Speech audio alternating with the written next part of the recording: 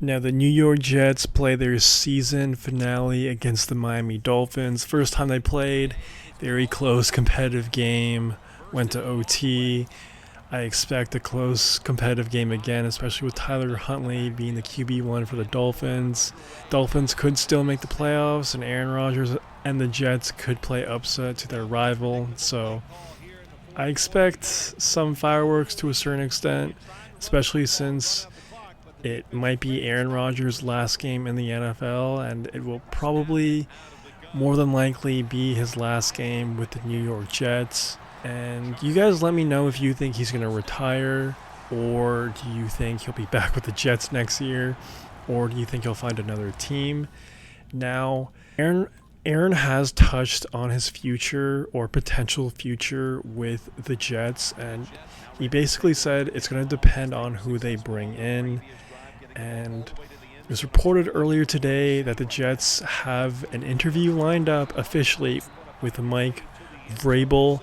So, big W for the Jets franchise. Is it a big W for Mike? Time will tell. Odds are definitely against him, but we'll have to find out how it all plays out. Now, if they get a legit guy like Mike Vrabel to come in and to try to just be the savior of that franchise, it's possible that Aaron could come back. But if they hire someone like Rex Ryan or Ron Rivera or just some other guy that's over the hill, I don't really see Aaron coming back. Call Aaron what you want, call him insane, call him whatever. I don't think he's stupid. And for him to want to come back to a bleeding franchise with a pretty bad coaching hire, like for them to hire Rex Ryan in the year 2025 is just crazy to me. But you never know, it could happen. It is the Jets. But yeah, man, if he doesn't go back to the Jets and he does want to play in the NFL in 2025, I thought it'd be a fun little question to ask everyone and to kind of analyze all the teams on where he would potentially go. So let's get into it. I recently saw an interesting idea, and that's Aaron Rodgers to the Indianapolis Colts. Now, Colts obviously have a glaring issue at their QB position, and it's kind of a similar franchise to the Jets to a certain extent right now. It's a dumpster fire. Quote, there's no direction on this team. And that quote is from an anonymous Colts player currently on the team. So, definitely a dysfunctional organization right now. But there are some pros if Aaron does decide to go there. One, the Colts are in the AFC South, probably one of the weakest divisions in the NFL. You have the Titans, you have the Jaguars, and you have the Houston Texans. Houston hasn't looked great this year. I feel like they could easily be had. So that's a plus. Another thing, the weather and the fact that you're playing in a dome half the year. I feel like if Aaron is going to come back in the year 2025, he needs to be in a warm weather or domed environment to really maximize his skills and all the skills he has left, because, you know, he's definitely in the twilight of his career, doesn't have the same arm he once had, definitely does not have the same legs and body he once had. So playing in the warm, playing in a controlled environment is definitely a lot easier than playing in New York in December or November, or playing some game in the AFC North or NFC North. It's just a lot easier on the body, and it's a lot easier to be efficient with your throws, with your mechanics and everything. So definitely some positives there for Aaron's perspective. And there is that Pat McAfee connection. I don't know how close they are behind the scenes, but there is a connection there. So that is something. And who knows, Shane Steichen might be out this upcoming offseason, so he could potentially bring Nat Hackett with him as well, and whoever the hell else he wants to bring with him. I don't know, man. But again, that's potentially another pro for Aaron Rodgers. I'm curious to see how Colts fans would feel about this. Honestly, if I was a Colt fan, I'd be like, screw it at this point. Because even if you do bring in Aaron Rodgers, you could keep AR-15 on the bench. And who knows, maybe he'll learn something from Aaron Rodgers and maybe he'll be ready in the 2026 season. I don't hate that because, you know, AR pretty much finished this year with what, a 47% completion percentage? That's just not acceptable in the NFL. That's so below average. That's ridiculously low, man.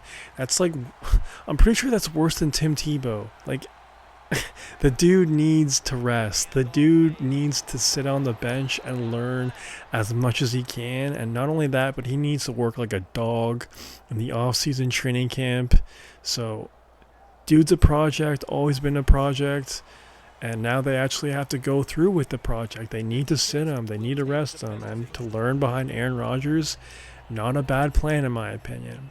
So Colts fans, talk to me. I think it'd be a pretty decent move. You have Jonathan Taylor, you have Downs, you have Michael Pittman, some decent weapons. Obviously that defense, Gus Bradley, needs a lot of help. But it's a winnable division. And who knows? One last ride for Aaron Rodgers. I don't hate it. Now, another team that's been on my mind for quite some time now is the Seattle Seahawks. Geno Smith has been pretty bad this year, and I feel like if Geno was a lot better of a quarterback, the Seahawks would easily be in a playoff position today, but they're eliminated, even though in my opinion that roster is quite impressive.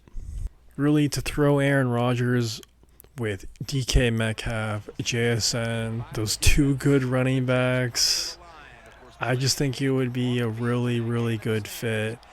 Plus, you have a pretty good defense. It's just a really good team. And, you know, the NFC West isn't a terribly competitive division right now.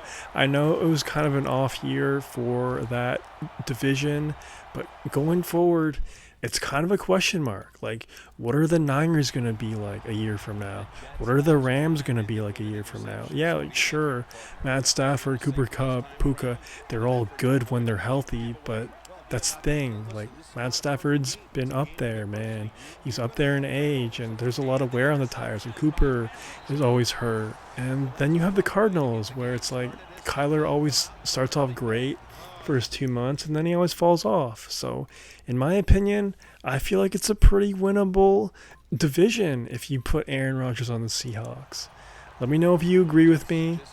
And as far as playing in a controlled environment, yeah, sure, obviously a lot of rain in Seattle, but you play the Niners, you play the Rams, you play the Cardinals, all pretty warm, weathered and dome games right there. So I don't hate it at all.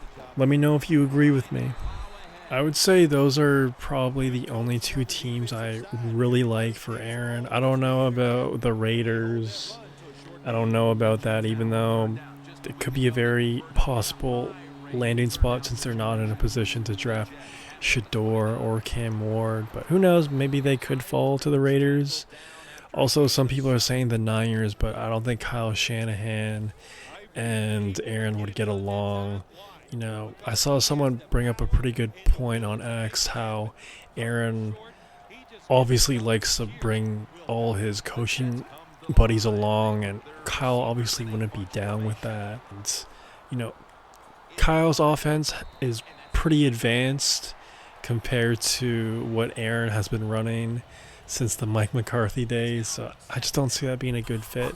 Plus, I think there's some bad blood there as well with Aaron and the Niners. You know, he's spoken about potentially joining the Niners before, and he said, hell no, he's not doing that. So I don't know what's going on there behind the scenes, but it seems like Aaron doesn't want to play there. And yeah, But you let me know what you think will happen with Aaron Rodgers.